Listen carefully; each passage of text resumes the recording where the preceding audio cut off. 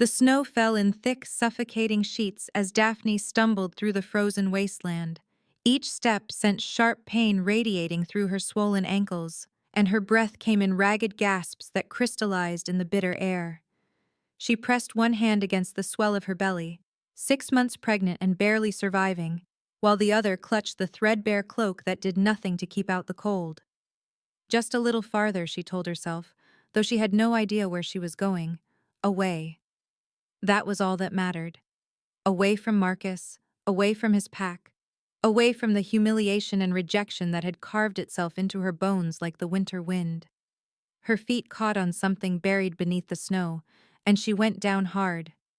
The impact knocked the air from her lungs, and for a moment she simply lay there, cheek pressed against ice that burned like fire. The baby kicked inside her, strong, insistent, alive, and shame washed over her so intensely she wanted to weep. "I'm sorry," she whispered to the child who had never asked to be unwanted. "I'm so sorry." The memories came unbidden, as they always did. Marcus's face twisted with disgust when she'd told him about the pregnancy, his cold laugh when she'd dared to hope he might claim the child as his. The pack's jeers as they'd driven her out into the snow with nothing but the clothes on her back. "No bastard Omega pup is mine," Marcus had snarled. "Get out before I tear it from your belly myself." Daphne forced herself to her knees, then her feet. The world spun dangerously, black spots dancing across her vision. How long had it been since she'd eaten? 2 days? 3? Her wolf whimpered inside her, weak and fading, barely a whisper of presence. She took another step forward, then another. The landscape stretched endlessly before her, white on white, snow and sky blending into nothingness. Her lips were cracked and bleeding. Her fingers had gone numb hours ago. But she kept moving because stopping meant dying, and dying meant her baby died too. The boundary marker appeared through the blizzard like a ghost, a massive stone carved with symbols she couldn't read, standing sentinel at what must be a territory border. Daphne's heart seized with sudden primal fear. She'd been so focused on escaping Marcus's lands that she hadn't paid attention to where she was going. "Please don't let it be the Shadowfang territory," she prayed desperately. "Anywhere but there." But as her failing eyes focused on the marker, she recognized the symbol etched deep into the ancient stone. A crowned wolf beneath a full moon. The mark of Alpha King Riker, the most feared ruler in all the werewolf kingdoms. A sob tore from her throat.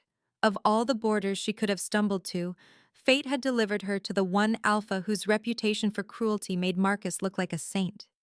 The stories said Riker tore apart anyone who entered his lands uninvited, that he'd killed his own brother for challenging him, that he ruled through blood and terror, and mercy was a word his pack had forgotten. Daphne swayed on her feet, her body finally giving up the fight it had been losing since she'd fled into the storm. Her knees buckled, and she collapsed into the snow mere feet from the boundary marker. The cold didn't hurt anymore. That was probably a bad sign. Above her, the sky darkened to a deep purple twilight. Through the falling snow, she thought she heard voices, low, masculine, urgent, footsteps crunching through ice. "Mother Moon," someone breathed. "It's a female. She's pregnant." "Don't cross the border," another voice commanded. "You know the king's law. No one enters without—" "She's dying," the first voice snapped. "Look at her." Daphne tried to open her eyes, tried to speak, but her body had stopped obeying her. She felt hands on her, strong, careful, lifting her from the snow. The baby kicked again, weaker this time, and fresh tears froze on Daphne's cheeks. "I'm sorry," she thought again as darkness pulled her under. "I tried." Somewhere in the gathering night, she heard an elder's voice, ancient and trembling with prophecy. "A child born of 2 bloodlines will unite the kingdoms, if the mother lives to bear it." Then there was nothing but the dark. Warmth. That was the first thing Daphne became aware of. Blessed, encompassing warmth that seeped into her frozen bones like a miracle. The second thing was softness beneath her body, so different from the ice and stone she'd expected to die upon. The third was a scent that made her wolf stir with sudden, startling interest. Pine and smoke, and something wild and masculine that called to her on an instinctive level. Her eyes fluttered open slowly, adjusting to golden firelight that danced across stone walls. She was in a bed, an enormous bed with furs piled so thick she'd sunk into them like water. A fire roared in a hearth large enough to stand in, and through tall windows she could see snow still falling against a backdrop of mountains. "You're awake." The voice was deep, resonant, and came from a chair near the fire. Daphne's head snapped toward it, then immediately regretted the sudden movement as dizziness washed over her. But the discomfort faded as she focused on the man rising from the shadows. He was massive.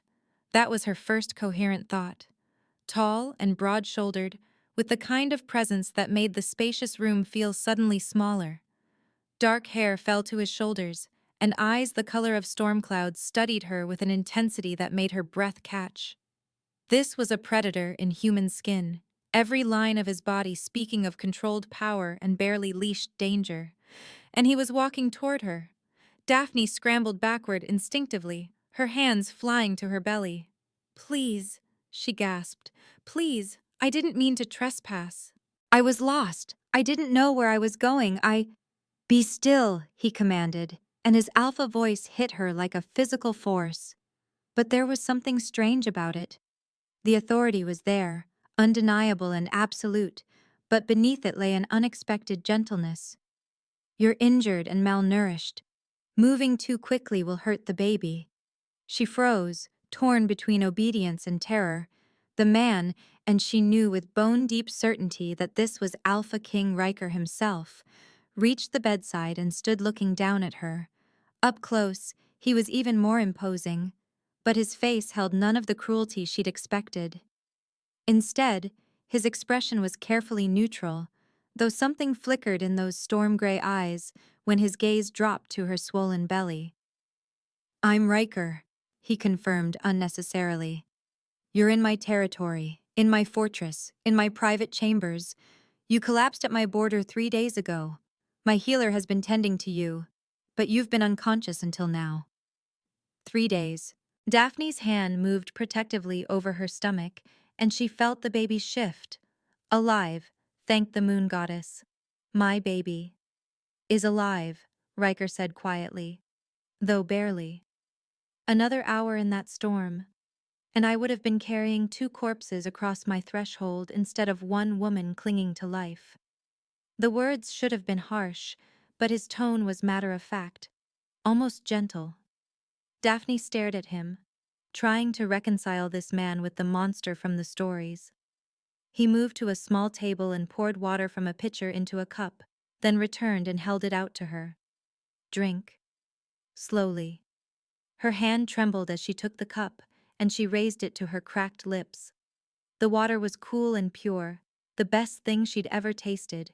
She wanted to gulp it down, but Riker's large hand covered hers, controlling the cup's angle. I said slowly, "You'll make yourself sick." Daphne obeyed, taking small sips while her heart hammered against her ribs. This close, his scent was overwhelming. Her wolf was practically purring despite their precarious situation. When she'd had enough, he set the cup aside and pulled the chair closer to the bed, sitting so they were almost eye level. "What's your name?" he asked. "Daphne." Her voice came out as barely a whisper. "Daphne," he repeated, and something about the way he said it, careful, almost reverent, made her shiver. "Tell me what happened. Why is a pregnant Omega wandering alone through a blizzard?" Shame flooded through her, hot and choking. She couldn't meet his eyes. I was cast out. From my pack. My former pack." "Cast out," Riker repeated, and now there was an edge to his voice like blade against stone. "By whom?" "Alpha Marcus of the Riverside Pack." The name tasted like poison. The baby is his. But he denied it, said I was lying to trap him into a mating bond." Her voice cracked and she forced herself to continue. He rejected me publicly. Told the pack I'd probably hoard around and had no idea who the father was. Then he drove me out. The silence that followed was deafening. When Daphne dared to glance up, she found Riker's expression had gone completely cold, his eyes gleaming with something that looked like barely controlled rage. "Marcus is a fool," he said quietly, and the words held such conviction that Daphne felt something loosen in her chest. "And a coward. But that's not your shame to carry, Daphne. That's his." Tears burned behind her eyes. No one had said anything like that to her since this nightmare began. Everyone in Marcus's pack had either believed his lies or hadn't cared enough to question them. "I just need sanctuary," she said desperately, leaning forward despite the protests of her exhausted body. "Just until the baby is born. Then I'll leave. I'll go somewhere far away where Marcus can't find us. I'll work. I'll do anything. I won't be a burden. I just—" "No." The single word stopped her cold. Fresh fear spiked through her, and she clutched at the furs. "Please, Alpha King, I'm begging you. I know I have no right to ask, but my baby—" "You misunderstand," Riker interrupted, and he leaned forward, his elbows on his knees, bringing them even closer together. "I'm not turning you away, Daphne. I'm telling you no, because you won't be leaving after the baby is born." Daphne's mouth went dry. "I don't understand." Riker's eyes held hers, intense and unwavering. "You and your child now belong to me. You'll stay here under my protection. You'll want for nothing. And when the baby is born—" He paused, and something fierce and possessive flashed across his features. "The child will be recognized as mine, as my heir. No one will ever question its legitimacy or yours again." The words hit her like a physical blow. Daphne couldn't breathe, couldn't think. "Why?" she finally gasped. "Why would you do this?" Riker was quiet for a long moment, his gaze never leaving hers. When he spoke, his voice was low and certain. "Because from the moment my wolves carried you across my border, my wolf has claimed you both as ours. I don't fully understand it yet, but I've learned not to question what the moon goddess reveals." He reached out slowly, giving her time to pull away, and when she didn't, he placed his large hand over hers, where it rested on her belly. The touch sent electricity racing through her veins. "This child will be mine, Daphne. And so will you, if you'll accept my protection." She should refuse. This was insane. She didn't know this man, didn't know what he really wanted from her. He could be lying, manipulating, setting some trap she was too desperate to see. But as she stared into those storm-gray eyes, she felt something shift deep in her soul, her wolf recognizing something profound and unbreakable. And beneath the fear and exhaustion and shame, a tiny seed of hope began to grow. "I accept," she whispered, and watched something like triumph blaze across the Alpha King's face. The morning sun streamed through the tall windows of Daphne's chambers, illuminating the frost patterns that decorated the glass like delicate lace. She sat propped against a mountain of pillows, one hand resting on her belly, while the other held a cup of herbal tea that the pack healer, Marta, had insisted would help strengthen the baby. The warmth seeped into her palms, chasing away the lingering chill that seemed to have taken up permanent residence in her bones since that night in the snow. 3 weeks had passed since she'd woken in Riker's bed and accepted his impossible offer. 3 weeks of slowly rebuilding her strength, of cautious exploration through the fortress's winding corridors, of learning the rhythms of a pack so different from the one that had cast her out. The Shadowfang wolves watched her with curiosity rather than contempt, nodding respectfully when she passed, offering small kindnesses that made her throat tight with emotion. But it was the evenings that had begun to reshape something fundamental inside her. Every night without fail, Riker sent his beta, a surprisingly jovial man named Thomas, to escort her to the private dining hall adjacent to the Alpha King's chambers. And every night, she sat across from the most powerful and feared werewolf in the realm while he asked her questions about her life, her preferences, her thoughts on everything from literature to pack politics. He never touched her beyond the occasional brush of fingers when he handed her something, never pushed for more than conversation, never used his alpha authority to command her compliance or affection. And somehow, that restraint made her want to close the distance between them more than any demand could have. A knock at her door pulled Daphne from her thoughts. "Come in!" she called, expecting Marta with more of her fussing and healing tonics. Instead, Thomas poked his head through the doorway, his weathered face creasing with a warm smile. "Good morning, Lady Daphne. The Alpha King requests your presence in the South Gardens. He thought you might enjoy some fresh air now that you're strong enough for a longer walk." Lady Daphne. They all called her that now, as if she held some position of honor rather than being a homeless Omega with nothing to her name but shame and a bastard child. The title still felt foreign on her tongue whenever anyone used it. The Gardens? Daphne set down her teacup, her pulse quickening with something that felt dangerously close to excitement. She'd glimpsed the gardens from her windows, elaborate terraces of winter-blooming flowers and carefully maintained paths that wound through snow-dusted hedges. But she hadn't ventured outside since her arrival, too weak at first and then too uncertain of her welcome beyond the fortress walls. "Aye, he's waiting for you now, if you're feeling up to it." Thomas's eyes twinkled with something that looked suspiciously like matchmaking satisfaction. Daphne pressed her lips together to hide her smile. Thomas had made no secret of his approval of Riker's decision to claim her and the baby. In fact, most of the pack seemed cautiously pleased by the development, though she'd caught whispers in the corridors about the prophecy the elders had mentioned when she'd collapsed at the border. Something about bloodlines and unity that she didn't fully understand.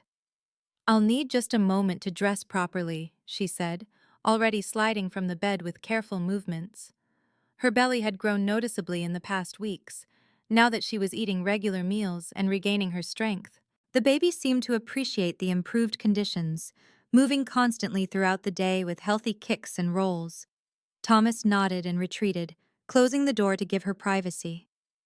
Daphne moved to the wardrobe that had been stocked with more clothing than she'd owned in her entire life.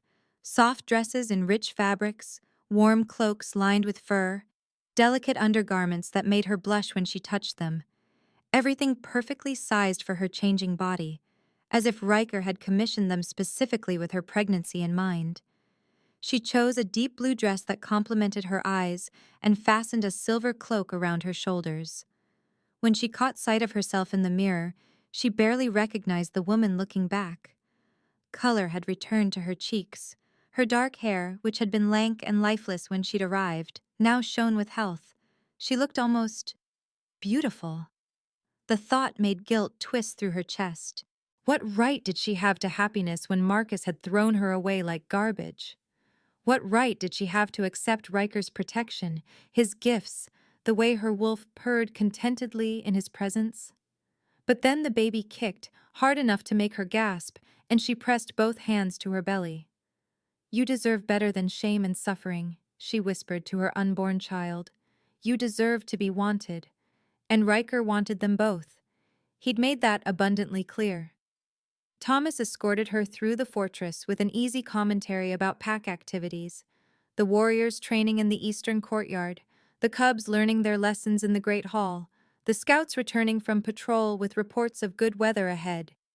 He painted a picture of a pack that thrived under Riker's leadership, secure and strong and nothing like the rumors of cruelty and bloodshed suggested.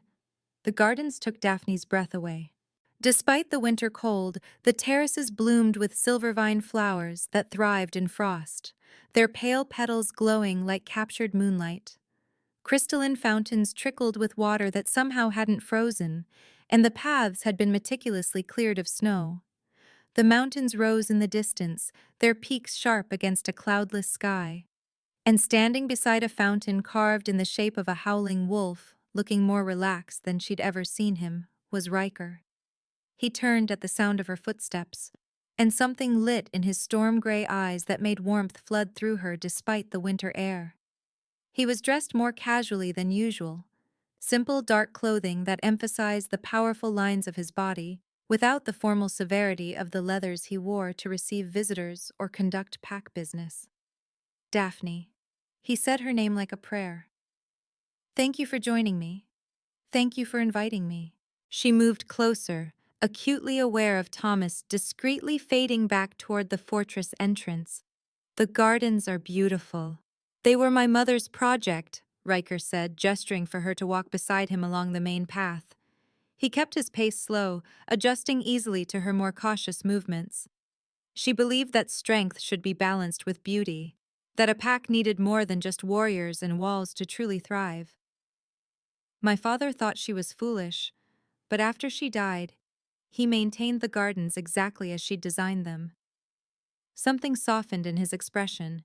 He said it was the only place he could still feel her presence. The admission startled Daphne. She'd heard stories of the late Alpha King, a brutal warrior who'd conquered 3 neighboring territories before dying in battle. But this glimpse of a man who'd grieved his mate so deeply contradicted the legends. You must miss them both, she said quietly. Every day.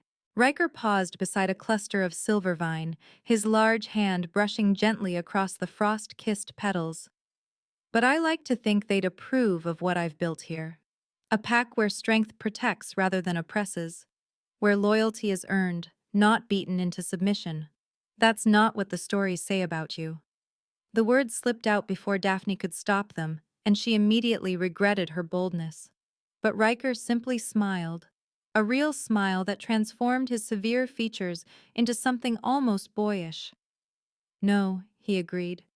The stories say I'm a monster who rules through terror and bathes in the blood of my enemies. He glanced at her, one eyebrow raised. Do you believe those stories? Daphne thought about the past 3 weeks. The way Riker had personally ensured her comfort, checking with Marta daily about her health. The way he listened when she spoke, as if her opinions actually mattered.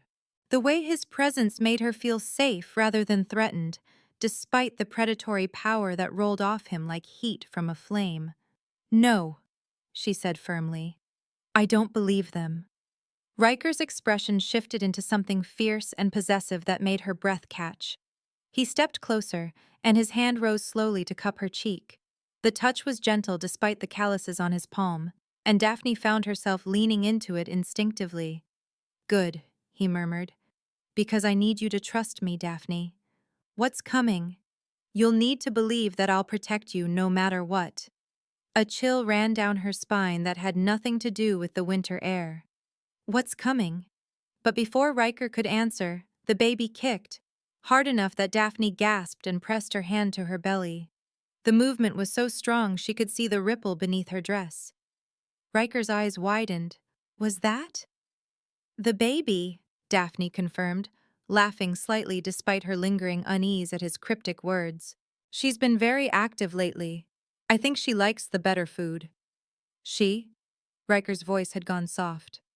I don't know for certain, but it feels right. Daphne rubbed the spot where tiny feet pressed against her from the inside. Marta says it's still too early to be sure, but… She broke off as Riker dropped to one knee in front of her, bringing them eye level. His hands hovered near her belly, trembling slightly, the first time she'd seen him show any uncertainty. May I? His voice was rough. Please.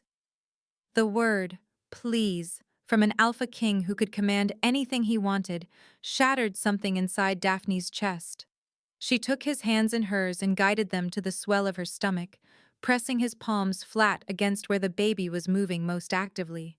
For a long moment, nothing happened. Then the baby kicked again, directly into Riker's hand, and his entire body went rigid. His eyes shot to Daphne's, wide with wonder and something that looked like reverence. She's strong, he whispered. Yes. Tears burned behind Daphne's eyes as she watched this powerful, dangerous man kneel before her with such tenderness. She's a fighter, like her mother. Riker's hands stayed where they were, and when he looked up at Daphne, his expression held such naked emotion that it stole her breath. Thank you for trusting me with this. The moment stretched between them, heavy with unspoken feelings and possibilities. Daphne's wolf was howling with joy, pushing her to close the distance, to claim this male who'd claimed them both. But fear held her back. Fear of being hurt again, fear of depending on someone only to have them rip that security away. As if sensing her conflict, Riker rose smoothly to his feet and stepped back, giving her space. Come. There's something else I want to show you. He led her deeper into the gardens, to a secluded alcove where a bench sat beneath an arbor covered in winter roses. The view overlooked the entire valley, with the fortress rising behind them and the wilderness stretching endlessly ahead. This is where I come when I need to think, Riker said, gesturing for her to sit. When she did, he remained standing, his gaze fixed on the horizon. I want you to know that you're safe here, Daphne. Whatever happens, whatever threats emerge, you have my protection. My pack's protection. No one will take you or your daughter from me. There was something in his tone, a grimness that made unease prickle along her spine. Riker, what aren't you telling me? He turned to face her fully, and his expression had gone cold and lethal. My scouts reported movement near the borders. Marcus has been making inquiries about you. And there are whispers. He paused, his jaw tightening. Whispers about the prophecy, about what your daughter might represent. Fear lanced through Daphne, sharp and immediate. What prophecy? The one my elders spoke of when they found you. About a child born of two bloodlines who will unite the kingdoms. Riker's hands clenched into fists at his sides. If the Council of Alphas believes your daughter is that child, they'll want to control her. To use her as a tool for their political machinations. But she's just a baby, Daphne breathed, her hands going protectively to her belly. She hasn't even been born yet. Which is why we need to ensure she's born here, under my protection, with my claim on her legally recognized. Riker knelt before her again, taking her hands in his. Trust me, Daphne. Please. Let me keep you both safe. Looking into his storm-gray eyes, feeling the strength and certainty radiating from him, Daphne made her choice. I trust you. The words had barely left her lips when shouting erupted from the direction of the fortress gates. The warmth of the dining hall did nothing to dispel the chill that had settled over Daphne since that morning in the gardens. 3 days had passed since the shouting at the gates. 3 days of increased patrols, of warriors moving through the fortress with weapons ready, of Riker spending long hours in his war room while Daphne waited and worried. Thomas had finally explained what happened. Marcus had arrived at the border with a contingent of warriors, demanding Daphne's return and claiming she'd stolen from his pack. Riker had met him at the boundary marker and sent him away with a promise of violence if he ever returned. But everyone knew it wasn't over. Now Daphne sat at the private dining table, pushing food around her plate while her stomach churned with anxiety. The baby had been restless all day, as if sensing her mother's distress. Even the sight of Riker entering the room, looking exhausted but unbowed, couldn't fully ease the tension coiled in her chest. You need to eat, he said gently, taking his usual seat across from her. Marta will have my head if I let you skip another meal. I'm not hungry. Daphne set down her fork, meeting his gaze. Tell me the truth, Riker. What did Marcus really want? Riker was quiet for a long moment, studying her face as if memorizing every detail. Finally, he sighed and reached across the table to take her hand. He wants you back. Apparently, he's reconsidered his position now that he's heard about the prophecy. He claims the child is his and that you belong under his protection as the mother of his heir. Rage flooded through Daphne so suddenly it shocked her. Now he wants to claim her? After he threw me out into a blizzard to die? Men like Marcus only recognize value when someone else claims it first. Riker's thumb traced circles on her palm, the touch both soothing and electric. But it doesn't matter what he wants. You and the baby are mine. No law can supersede that claim. Are you sure? Daphne whispered, fear creeping back in. What if he has legal grounds? What if there's some ancient law that gives him rights to— There isn't. Riker's voice was iron-hard with certainty. I've had my advisors research every precedent, every law going back centuries. You were rejected publicly. He has no claim whatsoever. Some of the tension eased from Daphne's shoulders. She turned her hand in his, lacing their fingers together in a way that felt natural despite the intimacy. Thank you. For fighting for us. Always. The word was a vow. They finished dinner in companionable silence, and afterward, Riker walked her back to her chambers as he did every night. But at her door, instead of bidding her good night and leaving, he hesitated. Would you? He paused. And was that nervousness in his expression? Would you like some company? Just to talk. I know the waiting is difficult, and I thought. Yes. Daphne opened the door wider in invitation. Please stay. They settled on the plush sofa near the fireplace, close enough that their shoulders brushed. Riker had removed his formal leathers and wore only a simple shirt and trousers, and the casualness of it made him seem more approachable somehow, less Alpha King and more just. Riker. Tell me something about yourself, Daphne said softly. Something no one else knows. Riker tilted his head back against the sofa, his profile sharp in the firelight. I'm terrified, he admitted after a moment, of failing you, of not being enough to keep you and the baby safe. I've led warriors into battle without fear, faced down alphas twice my size, without hesitation. But the thought of something happening to either of you, his voice went rough. It unmans me, Daphne. The confession cracked something open inside her chest. She shifted closer, drawn by instinct and emotion she didn't want to examine too closely. You won't fail us. I feel safer with you than I've ever felt in my life. Riker turned to look at her, and the intensity in his gaze made her breath catch. You've become essential to me.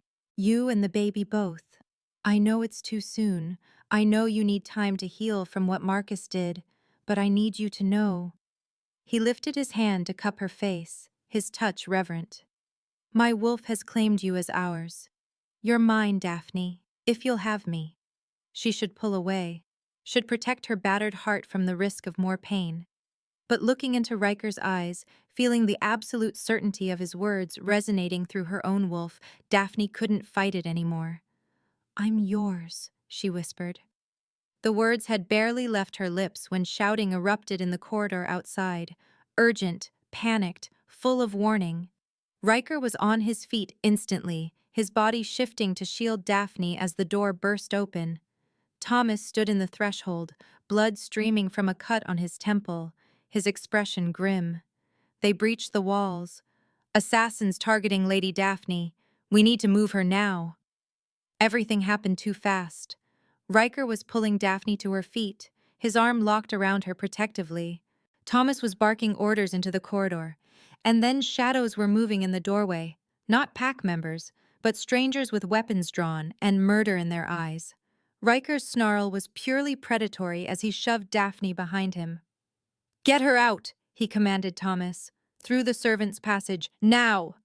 But the assassins were already moving, flowing into the room with lethal grace. Thomas engaged the first two, his claws extending as he shifted partially into his wolf form. Riker launched himself at the others with devastating efficiency, his power rolling through the room like thunder. Daphne pressed herself against the wall, her hands cradling her belly as she watched Riker tear through the attackers.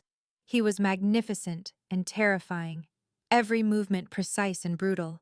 Blood splattered across the floor as he ripped out throats and broke necks, his face a mask of pure rage. One assassin broke through the line, his eyes fixed on Daphne. She screamed as he lunged, but Riker was there impossibly fast, catching the male mid-leap and slamming him into the stone wall with enough force to crack bone. The assassin crumpled, and Riker didn't give him a chance to rise, just ended him with cold finality. The fight was over in less than 2 minutes.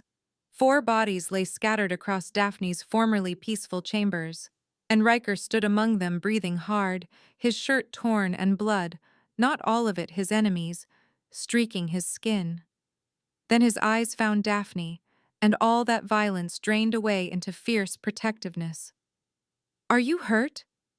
His voice was hoarse as he crossed to her, his hands running over her arms, her face, her belly with desperate gentleness. Did they touch you? Is the baby? We're fine, Daphne managed, though she was shaking so hard her teeth chattered. You protected us. Riker pulled her against his chest, one hand cupping the back of her head while the other splayed protectively over her belly. His heart thundered beneath her ear, and she could feel the tremors running through his powerful frame, aftershocks of violence and fear. I've got you, he murmured against her hair. You're safe. I won't let anyone hurt you. Never again. More warriors flooded into the room, and through the haze of shock, Daphne heard Thomas giving orders about securing the fortress and finding any other infiltrators. But all she could focus on was Riker's solid presence, the way he held her like she was infinitely precious, the absolute certainty in his vow. Marcus had sent these assassins. She knew it with bone-deep certainty, and if he was willing to try to kill her rather than let Riker have her, then this was far from over. Sleep was impossible. Every time Daphne closed her eyes, she saw the assassins lunging from the shadows, heard the sounds of violence, felt the terror of knowing her baby's life hung by a thread. Finally, sometime past midnight, she gave up and wrapped herself in her warmest cloak, slipping from her chambers, now guarded by 4 of Riker's best warriors, and wandering the fortress corridors. She wasn't sure where she was going until she found the narrow spiral staircase leading up.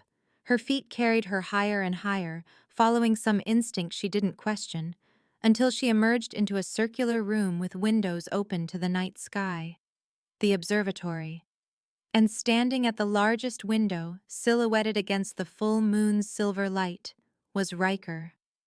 He turned at the sound of her footsteps, and even in the darkness, she could see the torment on his face. You should be resting. So should you. Daphne moved closer, drawn by the same magnetic pull that seemed to exist whenever they were near each other. I couldn't sleep. Neither could I. Riker's hands gripped the windowsill, his knuckles white with tension. I keep seeing that moment when the assassin got past my guard. Another second, half a second, and he would have reached you. I would have failed. But you didn't. Daphne laid her hand over his, feeling the tremor that ran through him. You saved us. You'll always save us. Riker turned to face her fully, and the moonlight revealed the raw emotion in his expression. How can you have such faith in me? After everything you've endured, how can you trust me so completely? Because you've never given me a reason not to. Daphne stepped closer until they were nearly chest to chest. Because when I look at you, I don't see a monster or a threat. I see the man who's been nothing but gentle with me, who reads to me during dinner because he learned I love poetry, who commissioned an entire wardrobe for me and the baby, who kneels in the snow to feel my daughter kick and looks at her like she's already the most important thing in his world. She is. Riker's voice was rough. You both are. The words hung between them, heavy with meaning. Daphne knew she should be cautious, should protect her heart. But standing here in the moonlight with this man who'd become her anchor, her safety, her hope, caution felt like cowardice. Tell me about your mate, she whispered. The one you lost. Pain flashed across Riker's face, but he didn't look away. Elena. She was sunshine incarnate. Kind, gentle, always seeing the best in everyone. His jaw tightened. We were young when we bonded, barely 20. I thought we'd have forever. He paused, his eyes distant with memory. She died in childbirth. The baby, too. Some complication the healers couldn't fix. I held her while she slipped away, and I felt our bond snap like a severed rope. Tears blurred Daphne's vision. I'm so sorry. I thought I'd never feel anything again, Riker continued, his gaze returning to her face. I led my pack, fulfilled my duties, existed, but didn't truly live. Until my wolves carried a half-frozen Omega across my border, and something inside me roared back to life. His hand rose to cup her cheek.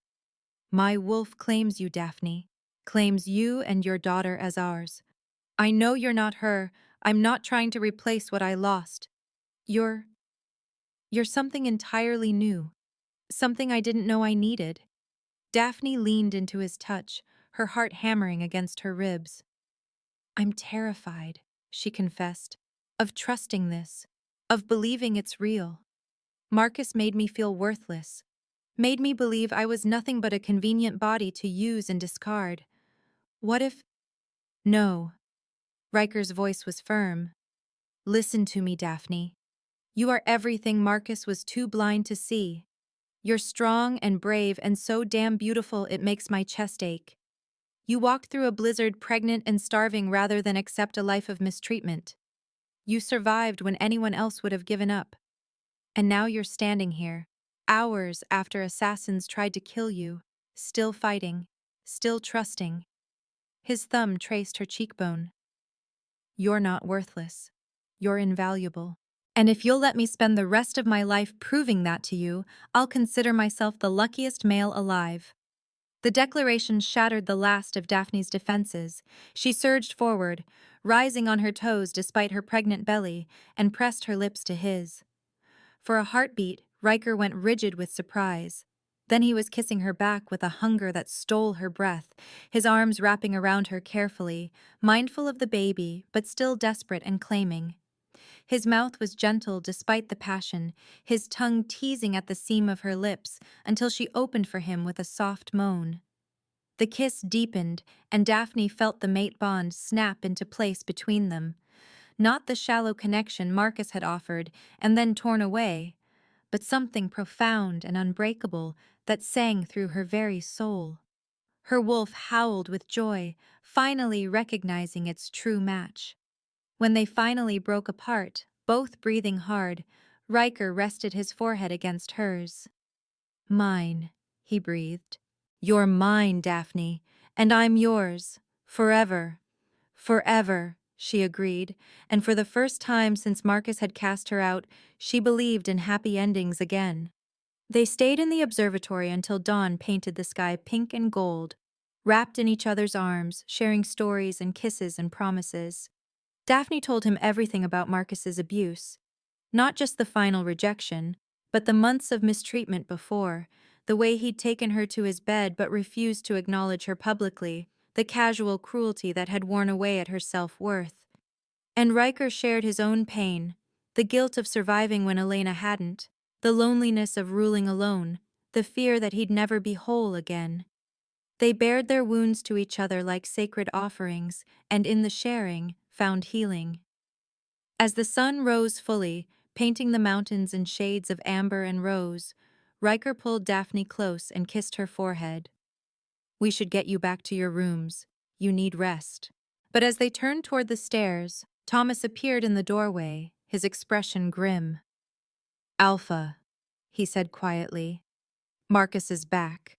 And this time, he's brought the Council of Alphas with him." The throne room was packed with bodies. Riker's warriors lined the walls, alert and ready for violence, while the center of the massive space held 12 of the most powerful alphas in the realm. And at their head, wearing a triumphant smile that made Daphne's skin crawl, stood Marcus. She sat beside Riker's throne, a position of honor that had made several council members raise eyebrows when they'd entered. Riker had insisted, his hand firmly clasping hers as they'd walked through the fortress together. "United front," he'd murmured. "They need to see that you're mine." Now his presence beside her was the only thing keeping Daphne from bolting. Because the way the council members looked at her, like she was a prized possession rather than a person, made her want to run and never stop. Alpha King Riker, the head councilman, a gray-haired alpha named Theron, began formally. "We come on behalf of Alpha Marcus of the Riverside Pack to discuss a matter of pack law and honor." "There is no discussion to be had," Riker replied, his voice cold enough to frost the air. "Daphne and her child are under my protection. Marcus has no claim. That's where you're wrong." Marcus stepped forward, his handsome face twisted with false righteousness. "Daphne was my Omega. She bore my child. Under ancient law, that gives me rights to both her and the baby, regardless of any rejection that may have occurred." "You cast her out," Riker snarled, his power rolling through the room like thunder.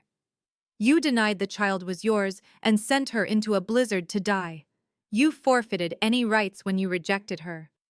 A rejection given in anger doesn't supersede blood rights, Theron interjected. The law is clear, Alpha King. If the child carries Marcus's blood, he has legitimate claim as the father. Daphne's hand instinctively covered her belly, protective and terrified. Beside her, she felt Riker's rage building like a storm about to break. Then it's fortunate that the child isn't his, Riker said with deadly calm. The child is mine. I claimed both mother and baby the day Daphne entered my territory.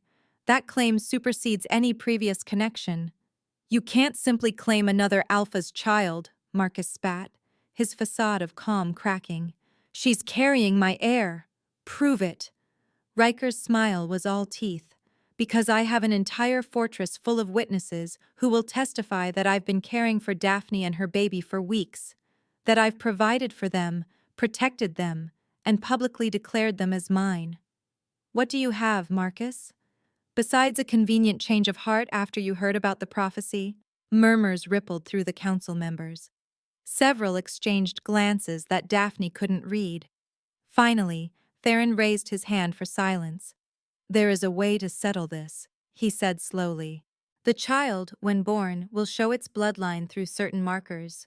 If it bears Marcus's alpha traits, his claim will be validated.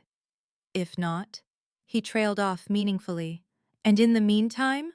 Riker asked dangerously. In the meantime, Daphne will return to neutral territory under the Council's protection until the birth, Theron declared. This ensures no undue influence from either Alpha and protects the child's interests. No.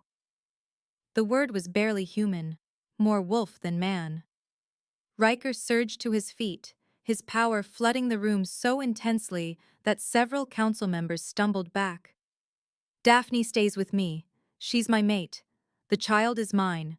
No law can supersede the mate bond. You haven't marked her, Marcus said smugly. Without your mark on her skin, there is no official bond in the eyes of the council. Just your word, which means nothing compared to blood rights. Horror flooded through Daphne. He was right. She and Riker had kissed, had confessed their feelings, but they hadn't completed the mating bond, and now that technicality was going to rip them apart. There are other precedents, Theron continued relentlessly.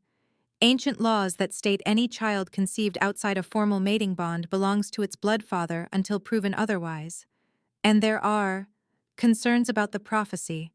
The Council has a responsibility to ensure any child of destiny is raised properly, without bias. You mean you want to control her? Riker growled. You want to use an innocent baby as a political tool. We want to ensure stability in the realm. Theron's voice hardened. Now, you can surrender Daphne peacefully, or we can invoke council authority and take her by force. The choice is yours, Alpha King, but know that if you resist, it will mean war. War that will destroy your pack and endanger the very child you claim to want to protect. The silence that followed was suffocating. Daphne felt Riker trembling beside her, felt the agony radiating through their incomplete bond. He was trapped. If he fought, his pack would suffer. If he let her go, she'd be at Marcus's mercy. Please, Daphne whispered, barely audible. Don't let them take me. Riker turned to her, and the raw anguish on his face broke her heart. I have no choice, he said roughly. If I fight this, they'll call all the packs to war. Thousands will die. I can't... His voice cracked. I can't sacrifice my entire pack, Daphne. Even for you. Tears streamed down her face as the truth of their situation crashed over her. She was 7 months pregnant, exhausted and completely powerless, and Riker, for all his strength and authority, couldn't save her without condemning everyone he'd sworn to protect. I understand, she managed, though the words tasted like ash. This isn't over, Riker vowed fiercely, taking her face in his hands. I will find a way to get you back. I swear on my life, Daphne, you will be mine again. Both of you. I won't stop fighting until you're safe. I know. She pressed her hand over his heart, feeling it thunder beneath her palm. I believe you. The council guard stepped forward, and Riker had no choice but to release her. Daphne stood on shaking legs, one hand cradling her belly, where the baby kicked frantically, as if sensing her mother's distress. Marcus moved to her side with false solicitude, his hand gripping her elbow hard enough to bruise. Come along, darling. It's time to go home. As they led her from the throne room, Daphne looked back one last time. Riker stood alone on the dais, his hands clenched into fists, his expression promising violence and vengeance. Their eyes met across the distance, and she felt the mate bond stretching between them, screaming, desperate, unbreakable even as it was being torn apart by distance. I love you, she wanted to say. But the words stayed locked in her throat as the doors closed between them, severing her only glimpse of the man who'd become her everything. The journey to Marcus's territory passed in a blur of misery. They traveled for 2 days, and with each mile, Daphne felt the bond with Riker stretching thinner, the pain of separation like a physical wound. She barely ate, barely slept, existing in a fog of grief and terror. Marcus kept up a steady stream of false pleasantries that made her skin crawl. He spoke of preparing a nursery, of formally claiming the child once it was born, of finally giving Daphne the position she deserved as his mate. But his eyes held only cold calculation, and when the council members weren't watching, his grip on her arm turned bruising. When they finally reached Riverside territory, Daphne was escorted not to the main pack house, but to a separate building on the far edge of the settlement, a stone structure with barred windows and guards at every entrance. For your protection, Marcus said with false concern, until the baby is born and we can settle the matter of parentage properly. But Daphne knew a prison when she saw one. As the door closed behind her, locking her into a cold room with nothing but a narrow bed and a single window overlooking the forest, she pressed both hands to her belly and made a silent vow to her daughter. I will survive this. I will protect you. And Riker will come for us. He promised. She had to believe it, because the alternative, spending the rest of her life under Marcus's control, watching him raise her daughter as a tool for his ambitions, was unthinkable. The baby kicked against her hands, strong and defiant, and Daphne allowed herself a small, fierce smile. Marcus had made a critical error. He'd given her time. Time to plan. Time to find allies. Time to let the power she'd felt awakening during her weeks with Riker grow stronger. She wasn't the same broken Omega who'd fled into the blizzard months ago. She was Riker's mate, the mother of a prophesied child, and she would fight with everything she had to protect her family, even if she had to burn the whole world down to do it. The throne room felt cavernous and cold without her. Riker stood at the window where he'd spent most of the past 3 days, staring out at the snow-covered mountains, as if he could somehow see across the distance to where they'd taken Daphne. His wolf howled endlessly inside him, a mournful sound that echoed through every corner of his consciousness. The mate bond stretched between them like a wire pulled taut, not broken, but screaming with the agony of separation. 3 days since the council had ripped her from his arms. 3 days of barely contained rage that made his warriors give him wide berth and his beta watch him with worried eyes. 3 days of his wolf clawing at his insides, demanding he hunt down their mate and slaughter anyone who stood between them. Behind him, Thomas cleared his throat carefully. Alpha. The War Council is assembled. Riker didn't turn. Tell me you have good news, Thomas. Tell me you found something I can use. I have information. Whether it's good depends on your perspective. Thomas moved closer, his footsteps cautious. The network you asked me to activate, they've uncovered the Council's true intentions. That got Riker's attention. He turned slowly, and Thomas actually took a step backward at whatever he saw in his alpha's face. Tell me everything. Thomas pulled a rolled parchment from his jacket, his hands steady despite the tension radiating through the room. The Council doesn't just want to control the child. They want Daphne dead after the birth. They plan to raise the baby themselves, use her as a puppet ruler to unite the packs under their authority. His voice hardened with disgust. They see the prophecy as an opportunity for power, not peace. The rage that flooded through Riker was cold and absolute. His claws extended involuntarily, scoring deep grooves in the stone windowsill. Marcus is working with them? Marcus is their tool. He wants revenge on you for taking what he sees as his property, and he wants the prestige of being father to the prophesied child. But he's too stupid to realize the council plans to dispose of him once he's no longer useful. Thomas unrolled the parchment, revealing a map marked with various pack territories. They're counting on you accepting the council's judgment. They think you won't risk war over an Omega and an unborn child. They're wrong. Riker's voice was barely human. I'll burn the entire realm to ash before I let them hurt her. I know.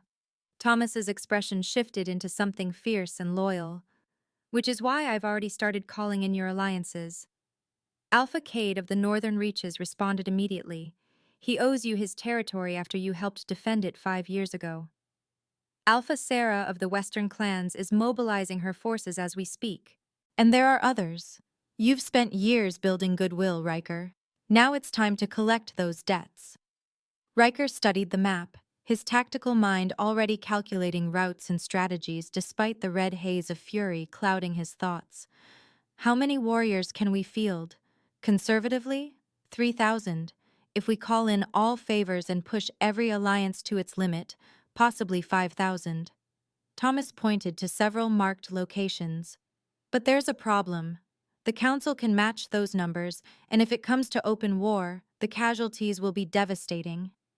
We'd win, I have no doubt of that with you leading the charge, but the cost... The unspoken truth hung between them. Riker would sacrifice anything for Daphne and the baby, but could he justify sacrificing thousands of his allies' warriors? Could he live with that blood on his hands? There has to be another way, he said, more to himself than Thomas. Some legal precedent that invalidates the Council's claim. I've had our scholars researching for 3 days straight. Thomas pulled out another document, this one covered in cramped handwriting. There might be something. It's obscure, a law that predates the Council itself. It states that a true mate bond, once established and marked, supersedes all other claims, including blood rights and Council authority. If Daphne bore your mark, no law in the realm could separate you. Hope flared in Riker's chest, sharp and painful. But we never completed the bond. I never marked her. No, Thomas agreed. But the law doesn't specify that the mark must exist before a challenge is made, only that it must exist for the bond to be legally recognized. He met Riker's gaze steadily. If you could reach her, mark her, complete the mate bond, the Council would have no choice but to recognize it. They'd never let me near her. Not openly, no. But Marcus is arrogant, and the Council is overconfident. They think they've already won. A predatory smile crossed Thomas's face. I have spies in Riverside territory, wolves who owe me favors, who are sympathetic to Daphne's plight. They could get messages to her, could help coordinate an extraction. Riker turned fully now, his alpha authority flooding the room. Assemble the War Council. I want every alpha who owes me a debt contacted within the hour. Begin mobilizing our forces, but quietly. I don't want the Council to know we're preparing for war until we're already at their gates. And Daphne? Send word to her through your spies. Tell her... Riker's voice roughened with emotion. Tell her to hold on. Tell her I'm coming. Tell her nothing in this world or the next will keep me from her. Thomas bowed and turned to leave, but Riker's voice stopped him at the door. Thomas, when we get her back, and we will get her back, anyone who helped the Council take her from me will answer for it in blood. Understood, Alpha. Thomas's smile was sharp as a blade. I'll make sure the messages are very clear about the consequences of standing between you and your mate. The war room filled quickly with Riker's most trusted warriors and advisors, Maps covered every surface, and the air crackled with tension as strategies were debated and refined. Riker stood at the head of the table, his presence commanding absolute attention as he outlined his plan. "We have two objectives," he stated, his voice cold and precise. "First, extract Daphne from Marcus's territory before the Council can execute whatever plan they have for her after the birth. Second, dismantle the Council's authority permanently so they can never threaten her or our child again." "A tall order," observed his head warrior, a scarred veteran named Garrett. "The Council has stood for centuries. They have legal authority over all pact disputes. Legal authority that they're using to murder innocent Omegas and steal children for political gain." Riker's claws scored the table's surface. "Their corruption ends now. Any Alpha willing to work with them to harm my mate will face the consequences."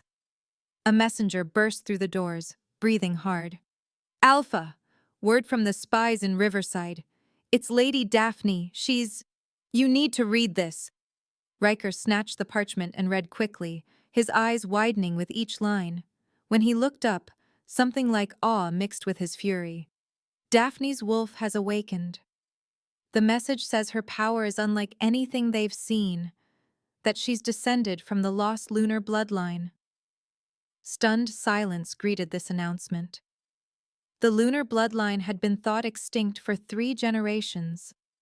A line of wolves blessed by the moon goddess herself with extraordinary power and the ability to unite packs through sheer force of will. "If that's true," Thomas said slowly, "then the prophecy isn't just about the child. It's about Daphne too. She's the key to uniting the kingdoms." "Which means the Council will be even more desperate to control her," Riker growled. "We move up the timeline. I want forces mobilized and ready to march within 2 days. And Thomas, get word to Daphne that reinforcements are coming. Tell her to prepare herself and find allies inside Marcus's pack. We're going to war." The stone walls of her prison had become familiar over the past 2 weeks, but Daphne refused to let them break her spirit. She sat on the narrow bed, both hands pressed to her belly where the baby, 8 months along now, kicked and rolled with increasing vigor. Each movement reminded her that she was fighting for 2 lives, not just her own. The door opened without warning, and Marcus strode in with his usual false pleasantry. But today, something in his expression made Daphne's wolf snarl with warning. "Good morning, darling," he said, though his eyes were cold. "I thought you should know. We've made arrangements for after the birth. The Council has very specific plans for ensuring the child receives proper guidance." Daphne's hands tightened protectively over her stomach. "What plans?" Marcus's smile was cruel. "Well, we certainly can't have you filling the child's head with romantic notions about that brute Riker. The Council feels it would be best if you didn't survive the birthing process. Tragic, of course. These things happen with Omega births. No one would question it." The words hit her like physical blows, but beneath the terror came something else, a surge of power so intense it made her gasp. Her wolf, which had been weak and dormant her entire life, suddenly roared to the surface with unprecedented strength. "You won't touch my daughter," Daphne said, and her voice carried an authority that made Marcus actually step backward. "What?" He stared at her as silver light began to emanate from her skin, faint but unmistakable. "What are you?" "I'm her mother!" Daphne snarled, and felt her canines elongate as her wolf surged impossibly close to the surface. "And I will kill anyone who tries to harm her." Marcus recovered his composure with visible effort, but his hand moved to the knife at his belt. "You're just an Omega. Whatever trick this is." The silver light flared brighter, and Marcus stumbled back with a curse. Daphne rose to her feet, feeling power cascade through her like liquid moonlight. Somewhere deep in her bloodline, something ancient had awakened, triggered by pregnancy, by desperation, by the undeniable need to protect her child. "Get out!" she commanded, and her alpha voice, impossible for an Omega, unthinkable, made Marcus's wolf whimper in submission. He fled, slamming the door behind him. Daphne heard him barking orders to the guards, his voice high with panic. She pressed her hand to the wall and felt the power humming through her veins, wild and untamed, but unmistakably present. A small sound made her turn. In the corner she hadn't noticed before, a young Omega servant was staring at her with wide eyes. "You're Lunar-born," the girl breathed. "The legends are true. I don't understand." Daphne's power was already fading, leaving her exhausted and shaking. The girl moved closer cautiously. The lunar bloodline, wolves blessed by the moon goddess herself. They can command any wolf regardless of rank. But the line was supposed to be extinct. She glanced at the door nervously. Marcus is going to panic. He'll move up his plans. "Who are you?" "My name is Claire. I was assigned to serve you, but—" She bit her lip. "I've been passing messages to Alpha Riker's spies. He's coming for you. He's assembling an army." Hope and fear collided in Daphne's chest. "When?" "Soon. But you need to be ready. Marcus won't wait now that he knows what you are." Claire pulled a small blade from her apron and pressed it into Daphne's hand. "Hide this. And trust me, when the time comes, there are others here who will fight for you. You showed us kindness when Marcus showed only cruelty. We haven't forgotten." Before Daphne could respond, voices echoed in the corridor, Marcus returning with reinforcements. Claire disappeared through a servant's entrance Daphne hadn't known existed, leaving her alone with the knife and a fragile thread of hope. She tucked the blade into her mattress and returned to sitting on the bed, her hands on her belly. The baby kicked strongly, and Daphne felt that surge of power again, muted now, but undeniably present. "Hold on," she thought desperately, sending the message through the mate bond to wherever Riker was. "I'm still fighting. Come find us." The blood moon rose over Riverside territory, painting everything in shades of crimson. Daphne had been moved to a different room, one with medical supplies and a birthing chair, and she knew with bone-deep certainty that her time was running out in more ways than one. The contractions had started at sunset, sharp and intense. Her water had broken an hour ago, and now the labor was progressing relentlessly, whether she was ready or not. Claire and two other sympathetic pack members stayed with her, offering what comfort they could while guards stood outside the door. Then the sounds of battle erupted through the night, howls and screams and the clash of wolves fighting to the death. "He's here," Claire breathed, her eyes bright with hope. "Alpha Riker." He came. Another contraction seized Daphne, and she gritted her teeth against the pain. Through the mate bond, she felt Riker's presence like a beacon, getting closer with every passing moment. But between them stood Marcus and whatever forces he'd assembled. The door burst open, and Marcus stood there with blood on his clothes and murder in his eyes.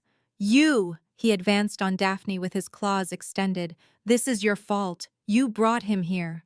Claire and the others moved to intercept him, but Marcus backhanded them aside with brutal efficiency. He reached for Daphne just as another contraction peaked, and something inside her snapped. Silver light exploded from her body, pure and blinding. Marcus flew backward, slamming into the wall hard enough to crack stone. Daphne rose from the birthing chair despite the agony of labor, and power cascaded through her like moonlight made manifest. "I told you," she said, her voice resonating with ancient authority. "You won't touch my daughter." Marcus struggled to his feet, shifting into his wolf form with a snarl. But before he could lunge, the door exploded inward, and Riker was there, magnificent and terrifying, his eyes blazing with protective fury as he placed himself between Marcus and Daphne. "She's mine," Riker growled, and the words carried the weight of absolute truth. The two alphas collided in a fury of claws and teeth.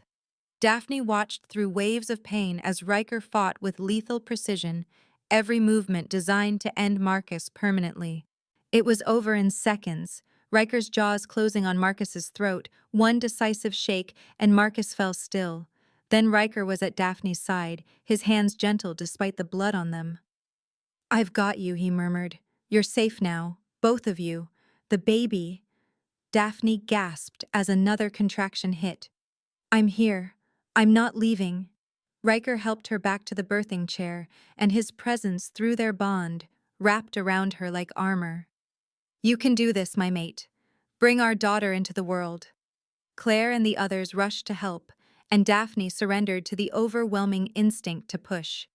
The pain was transcendent, but Riker's voice anchored her, his hands holding hers, his strength flowing through their bond. And then, a cry pierced the night, strong and healthy and perfect. It's a girl, Claire announced through tears, wrapping the baby in soft blankets before placing her in Daphne's arms. Daphne stared down at her daughter, at their daughter, and felt the mate bond snap fully into place. Riker's mark appeared on her neck simultaneously, glowing silver before fading into her skin. The moon goddess herself seemed to bless the moment, and everyone present fell to their knees in reverence. Luna, Daphne whispered, and knew the name was right. Her name is Luna. Riker knelt beside them, his large hand cradling the baby's tiny head, and when he looked at Daphne, his eyes shone with tears. My family, he said reverently. My mate. My daughter. Mine. Yours, Daphne agreed. Always yours.